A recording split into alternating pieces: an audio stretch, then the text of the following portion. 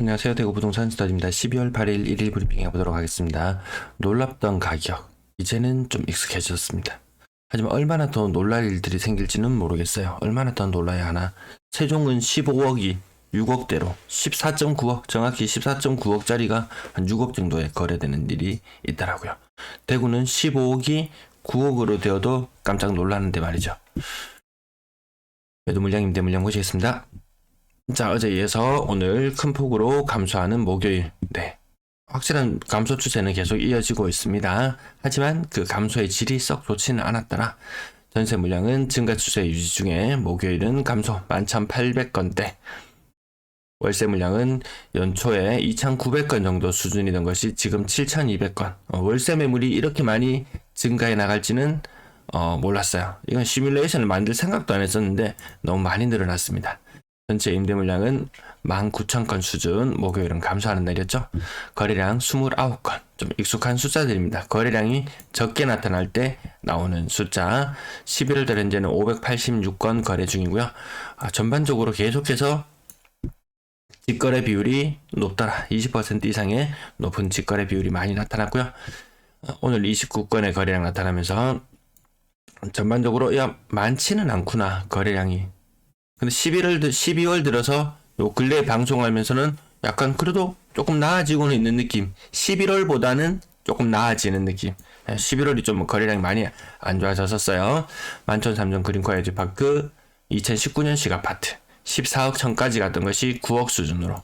한창 때 전세가 7억 5천이었으니까요. 전세가가 수억씩 뚝뚝 떨어집니다. 그 매매가의 가치 영향을 받을 수밖에 없는 그런 모습이고요. 세종시 아파트가 한 14.9억? 네, 14.9억 정도까지 갔던 것이 6억대. 제가 정확하게 기억이 잘 안 나네요. 어제 봤었는데. 네, 6억대까지 떨어져 이런 현상이 나타났으니까 무슨 일이 생길지 모르는 시장. 그래서 정부는 이 상태로 분양하면 다 죽는다. 비단 이 아파트들의 문제뿐만 아니고 이 인근에 있는 아파트들이 분양할 때 가격이 굉장히 높게 책정이 됐다는 거죠. 이미 주변 아파트 시세보다 더 높게 분양되고 있는 현실 속에서 분양 시장은 계속해서 호락호락하지 않을 것으로 보여지죠. 메트로팔레스 고점 대비 10% 정도 빠졌고요. 칠성동 코롱하늘제 6억 4천 정도까지 갔던 것이 30% 이상 빠져서 4억 4,700. 조금 많이 사람들이 선호할 만한 곳은 4억 초반 쪽으로 모이더라. 그리고 완전 신축 아파트들 4억 초반 쪽으로 모이더라. 좀 선호할 만한 곳, 재건축 이슈도 있는데 불구하고 이제 띄우는 현상들은 잘 없죠. 20% 정도 빠지는 모습이었고요. 대구역 유림 노르웨이 숲 준신축의 시내권 입지 4억 초반으로 가격 모이는 모습, 고점 대비 30%. 희한하게 길을 맞춰가고 있더라. 자, 4억대가 무너지기도 하더라. 하나 둘 무너지기도 하더라. 월비 2차 아이파크는 3억 8,600이면 근래 들어서 가장 많이 하락하지 않았나 싶습니다. 40% 이상 하락했고요. 1차 아이파크 같은 경우에는 이 정도 매물이 네이버에 3억 8,500이던가요? 매물이 한동안 계속 올라와 있었는데 거래가 생각보다 빨리 안 되더라고요. 당일 1차 화정파크 드림 1단지 아까 4억 초반의 가격도 있었지만 4억이 무너지기도 하더라. 띄엄띄엄 이 경계들이 무너져 내려가기 시작하더라.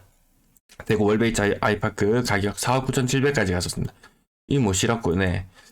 24평인가요? 25평인가요? 네, 가격 2억 9천, 3억도 무너져 내리더라. 그럼 층수가 어떠냐? 요 두 개 층수도 똑같아요. 층수도 똑같습니다. 같은 24층인데 한때는 4억 9천, 2억 9천. 부산에는 이런 식의 비아냥 그림도 있어요. 어떤 사람들이 뭐 아파트가 10억 간다고 워낙에 난리를 많이 쳤어요.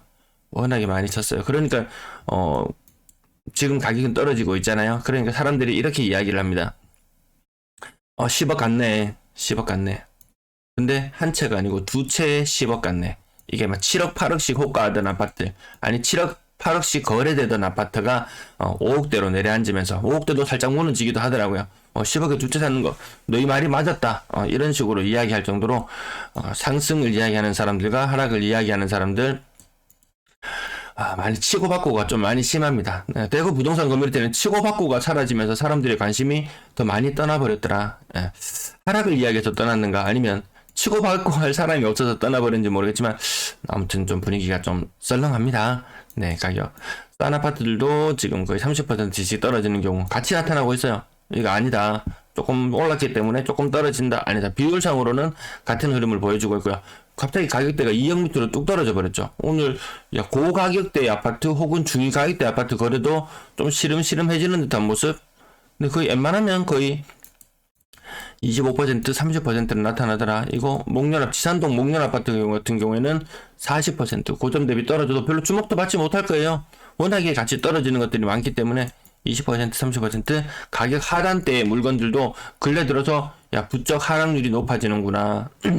왜 그전에 갈아타기나 이런 걸 생각했던 분들 요 정도 수준의 아파트, 요 정도 수준의 아파트에 살다가 1, 2억만 더 보태면은 그전에 생각도 못했던 그런 아파트로 평형도 넓혀갈 수 있고 막 이러니까 또 급하게 던질 수도 있고 갭투자 있는 사람들도 마음이 급해지기도 하고 좀 다양하게 움직임들이 있는 것 같습니다. 건당 거래대금은 올라가고 있는 모습, 거래량은 800건대 흐름을 계속 보여줄 것 같아요. 3억 미만 비율이 저는 이것이 계속 올라갈 줄 알았는데 아니더라고요. 오히려 이것이 계속 떨어지는 모습을 보여주고 있고요. 6억 이상 거래량은 변화가 없다. 비율도 늘어나지 않고요. 분양권 4건의 거래량. 신고가 비율, 직거래 비율 여전히 높게 나타나더라. 20%, 심한 11월달 같은 경우에는 40% 정도 수준으로 나타났고요. 위에 좀 비싸게 되는 경우 제외하고 청라 헬스자이 이모 시라고 5억대 후반, 좀 많이 선호받았던 곳 5억대 후반. 이 가격대가 어느 정도 좀 눈에 익으시죠. 이제 전세 거래량 줄어드는 흐름이라는 거, 11월달 전세 거래가 얼마나 적었는지 11월달 이렇게 놓고 봐도 같은 날수에 비해서 한 100건씩 부족한 모습. 이게 후반에 또 결산할 때 되면은 또 더 줄어듭니다. 하지만 이게 나중에 시간 조정을 거쳐서 다시 올라가긴 해요. 뒤늦게 신고되는 건수들 때문에. 그 예년 수준의 전세 거래량은 그래도 될 것 같네요. 아파트 개수는 많이 늘어났지만 전세 거래량은 좀 한정적이고 좀 숫자가 적을 것 같다. 이 중에서 아파트 몇 가지를 골라 보신다면 이 편한 세상 전세 가격 5억까지 갔던 것이 2억 5천. 요런 식의 거래가 나와줘야 되는데 더샵 비비테르 4억까지 갔던 것이 2억 8천. 이게 70% 정도 수준 거래. 이 너무 전세가가 계속 높습니다. 버머 라운 프라이빗 2차 8억 2천까지 갔을 때 곱하기 2를 해보면 이거 한 16억 정도 아파트 가치가 있나? 그런 분위기였거든요. 2, 3년 전 분위기가 대구의 고가 아파트들 막 10억이 넘어간다. 그러면 전세가율 50% 정도 봤어요. 근데 지금도 마찬가지 좀 비슷해요. 버머 라운 프라이빗 2차 5억 2천의 전세 가격이 되었다 그러면 이거 아파트 가격 한 10억 정도 되겠네. 요런 느낌에서 근래에는 한두 달 전까지만 해도 여기서 플러스 1억 정도의 프리미엄을 생각했는데 요즘 분위기가 워낙 바뀌니까 이제는 10억 플러스 1억 마이너스 1억까지도 생각해야 된다. 요 정도의 느낌으로 지금 거래들이 체결되고 있는 것 같습니다. 자, 나머지 가격들 여기 지금 11월달 가격은 좀 다 누락되어 있고요. 12월달 가격만 나타나고 있습니다. 월배 2차 아이파크 같은 경우 한번 또 보겠습니다. 4억 4천까지 갔던 것이 2억 5천. 4억 4천 갔을 때 이 아파트 가격 한 6.6억 정도였다고 이렇게 한번 생각해 보고요. 2억 5천인데 얘도 그럼 곱하기 2에서 5억이 되어야 되는 거 아니냐라고 하지만 그거는 아니었어요. 비싼 아파트는 전세가율이 50% 정도였고 요 정도 보통 한 중산층 정도가 살만한 곳의 가격은 전세가율이 70% 정도, 많은 77%까지 가고 그랬으니까요. 요 금액들 한번 생각해 보시면 오늘 거래되었던 거 4억에 못 미치는 거래, 살짝 넘어서는 거래 있었으니까 한 4억 정도의 가격이라고 생각하면 전세 가격이 지금 한 60%선 한 2.4억 정도. 전세 가격이 요 정도 가격의 아파트는 지금 전세가율이 60% 정도에 형성되고 있구나. 이런 것들도 생각해 보시면 혹시 매수를 생각해 두고 있는 아파트 아니면 임차인이 새로 안 구해지고 좀 곤란을 겪어서 매도를 생각하는 아파트, 그런 아파트들 가격 좀 딱히 책정하기 어렵다면 전세 가격과 연동해서도 생각해 볼 수도 있다는 부분. 이거 가장 우려스럽죠. 가장 우려스럽습니다. 전세 거래 비율. 대구 사람들은 전세를 신뢰하지 않는구나. 전국적으로 신뢰를 하지 않는구나. 대구의 임대인들이 신뢰를 잃었구나. 이런 느낌이 들 정도로 너무 적어요. 평균 전세 가격도 지금 언제 가격과 만나려고 하나요? 2018년의 전세 가격과 만나려고 합니다. 그럼 2019년에 전세 들어갔던 사람들, 20년, 21년, 22년 이 모든 시기에 전세를 들어갔던 사람들은 더 낮은 전세 가격으로 바꿔야 되는 시점이 되었다. 근데 사실 19년 전세가나 20년 전세가, 18년 전세가 이렇게 비슷해지더라도 주변 시세보다는 하여튼 임차인은 더 손해보는 입장은 맞을 거예요. 근데 금리가 이것이 상당 기간 지속된다고 봤을 때 이 높은 전세 가격에 들어갔던 사람들이 버텨낼 수 있을 거냐? 물러내라는 이야기가 나옵니다. 금리 10% 적금, 요거 자유적금 있었죠.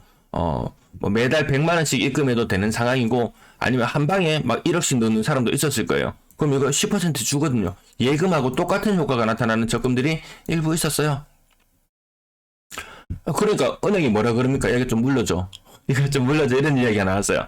그러니까 얼마나 이 단위 농협에 돈이 얼마나 모였냐 보니까 1,000억이라는 돈이 모였어요.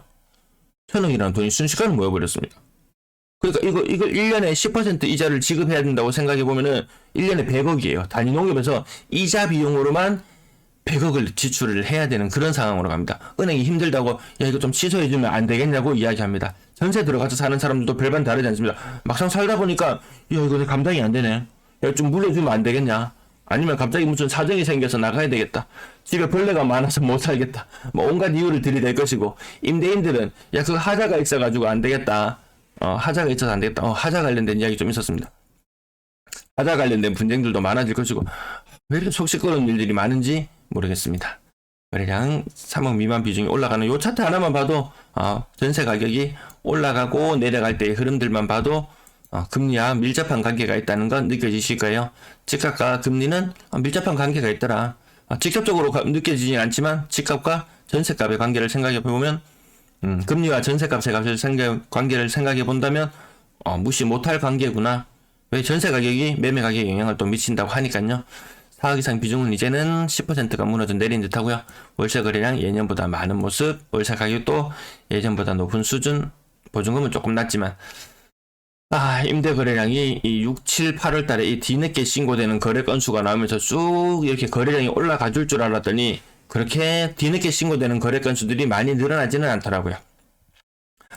어쨌든 계속 요 흐름 6월달, 5월달에서 6월달 내려오면서 전세가 한번 꺾이고 전세보다 월세 비중이 높아지기 시작하던 무렵부터 시작해서 전체적으로 임대 시장은 좀 계속해서 침체할 모습을 보여주고 있습니다. 시청 감사합니다.